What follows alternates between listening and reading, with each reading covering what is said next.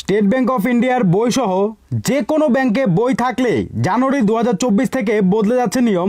দুই বড় ঘোষণা, দারুণ সুসংবাদ রয়েছে আপনাদের জন্য। ব্যাংকে বই থাকলে ও টাকা থাকলেই দেখুন জানুয়ারি 2024 থেকে বদলে যাচ্ছে নিয়ম, যেটা আপনাদের জন্য দারুণ সুসংবাদ এবং রয়েছে দুটো বড় ঘোষণা। তো যে কোনো ব্যাংকে বই থাকলেই মনোযোগ সহকারে লাস্ট অব্দি কন্টিনিউ করবেন, অন্যদের শেয়ার করে জানানোর চেষ্টা করবেন। দেখুন, বলা হচ্ছে ব্যাংকের অ্যাকাউন্ট থাকলেই দেখুন 1 জানুয়ারি থেকে বদলে যাচ্ছে নিয়ম। মাসের সঙ্গে সঙ্গে বছরও শেষ হতে চলেছে। ডিসেম্বরের 29 তারিখ অর্থাৎ মাসের একেবারে শেষ প্রান্তে উপস্থিত হয়েছে। নতুন বছরে বেশ কয়েকটি নিয়মে পরিবর্তন হচ্ছে, যেখানে আপনাদের জন্য রয়েছে সুখবর এবং ইম্পর্ট্যান্ট আপডেট। জালিয়াতি, হোয়াটসঅ্যাপ, টেলিগ্রাম, সিগন্যালের ক্ষেত্রে জালিয়াতি যাতে কম হয়ে থাকে সেক্ষেত্রে বড় পরিবর্তন হতে যাচ্ছে। State Bank of India, Punjab national ব্যাংকেও বড়সড় পরিবর্তন। তো যদি আপনারও State Bank of India, Punjab national bank বা যে কোনো ব্যাংকে অ্যাকাউন্ট থাকুক, আপনাদের জন্য সুখবর। আরবিআই চেক ক্লিয়ারেন্সের নতুন নিয়ম করছে। চেকের মাধ্যমে লেনদেন করেন সেই গ্রাহকদের জন্য একটি গুরুত্বপূর্ণ সিদ্ধান্ত নিয়েছে ভারতীয় রিজার্ভ ব্যাংক। ঠিক আছে, চেক ক্লিয়ার বা বাতিলের ক্ষেত্রে ব্যাংকগুলোর জন্য যে নতুন 3 ঘন্টার সময়সীমা বেঁধে দেওয়া হয়েছিল তার বাস্তবায়ন সাময়িকভাবে স্থগিত করেছে কেন্দ্রীয় ব্যাংক।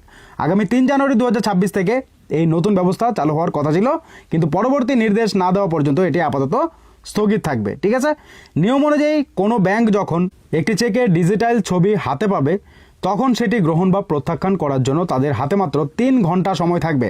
যদি নির্ধারিত সময়ের মধ্যে ব্যাংক কোনো সাড়া না দেয় তবে চেকটি স্বয়ংক্রিয়ভাবে ক্লিয়ার হয়ে গেছে বলে গণ্য হবে। ব্যাংকগুলির কারিগরি প্রস্তুতি, সিস্টেম আপগ্রেড এবং অপারেশন চ্যালেঞ্জগুলোর কথা বিবেচনা করেই এই সিদ্ধান্ত নেওয়া হয়েছে। আরবিআই স্পষ্ট করেছে যে নতুন কোনো তারিখ ঘোষণা না হওয়া পর্যন্ত বর্তমানে চালু থাকা প্রথম পর্যায়টি আগের মতোই কার্যকর থাকবে। মানে চেকের যে ব্যাপারটা রয়েছে, চেক ক্লিয়ারেন্সের 3 জানুয়ারি থেকে নতুন সিস্টেম আনার কথা ছিল, কিন্তু এটা আপাতত স্থগিত রাখছে, আগের মতোই কিন্তু চলবে। চেক বেশি ব্যবহার করেন তাদের জন্য এটা ইম্পর্ট্যান্ট আপডেট। তারপর ঋণের উপর সুদের হার ইতিমধ্যেই কমেছে। State Bank of India, Punjab national bank এবং এইচডিএফসি ব্যাংকের মতো বড় ব্যাংকগুলি সুদের হার কমিয়েছে। এর ফলে গৃহ ঋণ, ব্যক্তিগত ঋণ যারা নেবেন তারা কিছুটা স্বস্তি পাবেন। তো এটা আপনাদের জন্য বড়সড় সুখবর। অনেকে ব্যক্তিগত ঋণ নিয়ে থাকে, আপনিও যদি নিজের পার্সোনাল লোন নিয়ে থাকেন, গৃহ ঋণ মানে হোম লোনও যদি নিয়ে থাকেন, তো সেই ক্ষেত্রে সুদের হার কিন্তু কমানো হচ্ছে এবং জানুয়ারি থেকে আরও কমে যাবে। তো এই ক্ষেত্রে আপনাদের কিন্তু বড়সড় সুবিধা হবে। তো এই যে সুখবরটা দিয়েছে ব্যাংকের তরফে, এটা আপনার কি মতামত কমেন্ট বক্সে কমেন্ট করে জানাবেন। তারপর এইচডিএফসি ব্যাংকের ঋণের সুদের হার পরিবর্তন হয়েছে, যা 1 জানুয়ারি 2026 থেকে কার্যকর হতে চলেছে। জানুয়ারি থেকে ফিক্সড ডিপোজিটেরও নয়া নিয়ম চালু হবে। যদি আপনিও ফিক্সড ডিপোজিট করতে চাইছেন তাহলে জানুয়ারি মাস আপনার জন্য বড় সুবিধা হবে।